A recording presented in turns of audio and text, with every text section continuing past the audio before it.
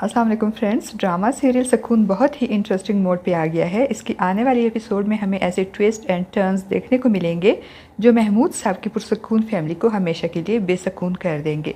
Friends, हम देखेंगे कि ऐना रज़ा की मीठी मीठी बातों के सहर में गिरफ्तार होकर इससे मिलने का फ़ैसला करती है और फिर ऐना और आयमा दोनों अपनी माँ को मना लेती हैं और इनकी माँ आबदा उस्मान से नफ़रत की वजह से इतना बड़ा रिस्क लेकर ऐना को रज़ा से मिलने की इजाज़त दे देती है और साथ में ताकीद भी करती है जल्द वापस आने की।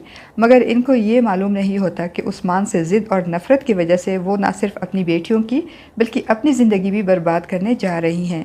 ऐना के जाने के बाद एक तरफ तो उस्मान को पता चल जाता है और वो घर में ऐना को ना पाकर इसका शक यकीन में बदल जाता है कि ऐना ज़रूर किसी लड़के से मिलने गई है और वो भी मुमानी की इजाज़त से, और फिर वो अपने मामू को भी ये सब बता देता है। और दूसरी तरफ ऐना जो रज़ा की मोहब्बत में इतना बड़ा रिस्क ले लेती है और सारे रास्ते जागती आंखों से रज़ा की मोहब्बत के मीठे मीठे सपने देखते हुए जब वो रज़ा के घर पहुंचती है तो रज़ा तो ऐना को पहचानने से ही इनकार कर देता है। हमदान जो कि रज़ा की हकीकत जानता है वो भी ऐना को पहचानने से रज़ा की इस तरह साफ इनकार पे हैरान होगा। उसे ऐना पर बहुत तरस आ रहा होगा। वो तो जानता है कि रज़ा झूठ बोल रहा है और रज़ा के वालिदैन भी ये बात जानते हैं कि रज़ा झूठ बोल रहा है, मगर फिर भी वो सिर्फ अपने बेटे की गलतियों की पर्दापोशी करेंगे और ऐना को ही कसूरवार ठहराकर वहाँ से जाने को कहेंगे।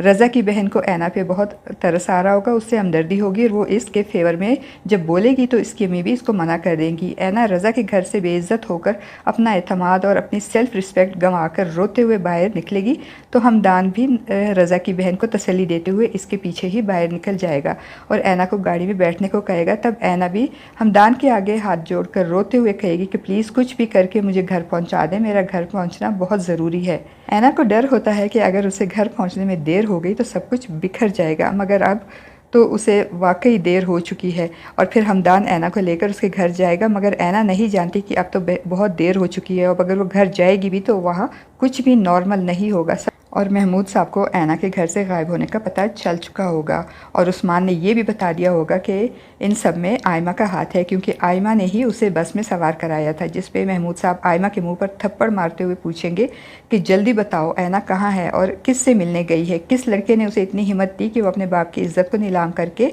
उससे मिलने चली गई।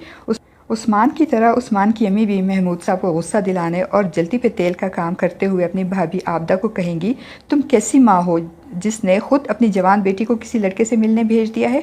अरे जिन माओं की बेटियां जवान हो जाती हैं उन माओं की तो नींदें ही उड़ जाती हैं, मगर तुम पता नहीं कैसी माँ हो।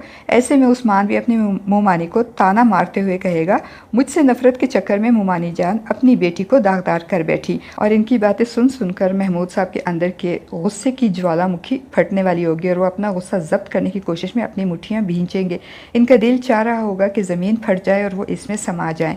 और इसी टेंशन ज़्यादा माहौल में जब ऐना घर में दाखिल होगी तो ऐना को देखकर महमूद साहब का गुस्से से बुरा हाल हो जाएगा और वो आओ देखेंगे ना ताओ फ़ौरन ही ऐना के मुंह पर एक ज़ोरदार थप्पड़ मारकर उसका हाथ पकड़कर उसे घर से निकालेंगे, क्योंकि उन्हें लगता है कि अगर ऐना इनके साथ रही तो वो या तो ऐना की जान ले लेंगे या फिर अपनी जान दे देंगे।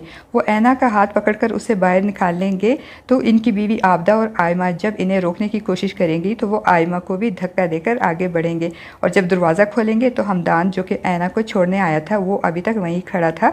उसे देखकर महमूद साहब को मज़ीद तप चढ़ जाएगी और हमदान भी महमूद साहब को इतने गुस्से में ऐना का हाथ पकड़े उसे घर से निकालते हुए देखकर परेशान हो जाएगा। और फ्रेंड्स, हमारी प्रिडिक्शन के मुताबिक हमदान को बाहर खड़ा देखकर महमूद साहब को यही लगेगा कि हमदान ही वो लड़का है जिससे मिलने के लिए ऐना ने अपने बाप की इज़्ज़त नीलाम कर दी। इसलिए वो एक और एक्सट्रीम कदम उठाएंगे और हमदान को घर में बुलाकर ऐना के साथ इसका निकाह पढ़वाकर ऐना को घर से निकाल देंगे। जबकि हमदान इस सब कार्रवाई के दौरान सख्त किसी कैफियत में होगा। उसके तो फरिश्तों को भी खबर नहीं होगी कि ऐना के साथ हमदर्दी और भलाई करने के बदले में उसे इतनी बड़ी कीमत चुकानी पड़ेगी। और दूसरी तरफ फ्रेंड्स, रज़ा की बहन जिसको ऐना से बहुत हमदर्दी होती है और वो ऐना के जाने के बाद भी उसी के बारे में सोचेगी। उसे मालूम होता है कि रज़ा ने इस लड़की के साथ बहुत गलत किया है और अब वो इस बात पे डर रही होगी कि कहीं रज़ा के किए की सज़ा उसे ना भुगतनी पड़े।